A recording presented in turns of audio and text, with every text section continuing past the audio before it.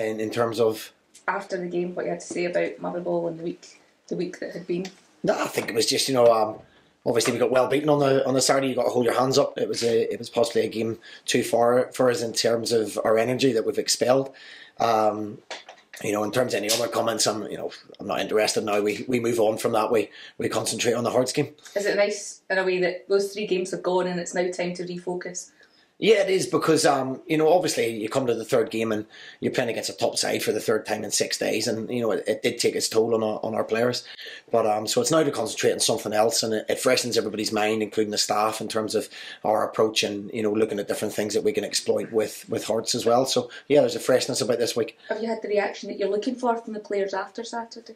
Yeah, we have. I think we only have to look back, the last 3 games. We beat Aberdeen away from home. We drew with Celtic at home in the league, and we lost in the league. So I think it'll be better sides than us lose at Celtic Park. So we won't be too down about that. We'll deal with it, and there's been a real positive reaction this week. Hearts on Saturday, a lot of goings on there at the moment with their new stand, and kind of claims that it's not quite ready. Yeah, no, I'm not sure. It looks the part anyway. It looks good, but Hearts have kept us fully informed. There's in terms of their communication, and I don't think we've had any real doubt that the game was ever going to go ahead. Obviously certificates and safety has to be paramount, but that's all done and dusted. So we've been able to concentrate on the match. And given that Hearts' form at the moment, is this where you're looking for that real reaction from your players to get back on track? Yeah, well, they haven't won at Tynecastle yet, but they haven't lost. So again, things be made of their form, but they haven't lost there yet. So it'll be a tough game, be a big crowd. But we want to get back to winning ways. We're confident, as I say, we've had decent league form the last 3 games, and there's no reason why we can't take it forward. You just said that maybe the squad was feeling a bit it was a game too far. Maybe they're just a bit tired after 3 big games in a week. Is January starting to come look really important to you? In terms of like looking at the market and maybe boosting the squad. Yeah, we're always looking. We're always looking to see whether we can strengthen the squad. Obviously, finances dictate what we can and can't do. We certainly won't be buying anybody for £1 million. I wouldn't imagine in the January transfer window. But we have got our eyes on certain things that we'd like to strengthen.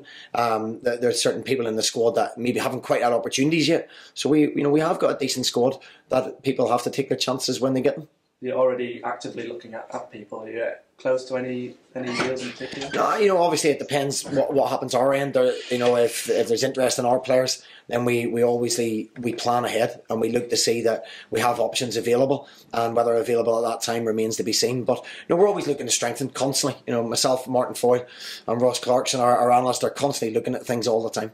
So is it then dependent on people going out in terms of bringing? Are you expecting certain players to leave in January? No, I can't dictate that. I can't dictate what happens in January. Obviously, good players will catch the interest, and there'll be people looking at our players. So if someone puts in suitable offers, we're a club that sells players, we make no bones about that there if it's the right money.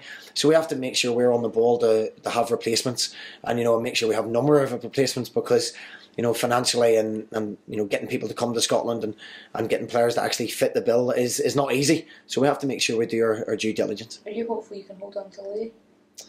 I don't know. I can't dictate what anybody else does. We've always said Louis's got 3 months left on his contract. So if somebody puts in the right offer for this football club, obviously we have to look at everything. And you have to be fair to the player as well.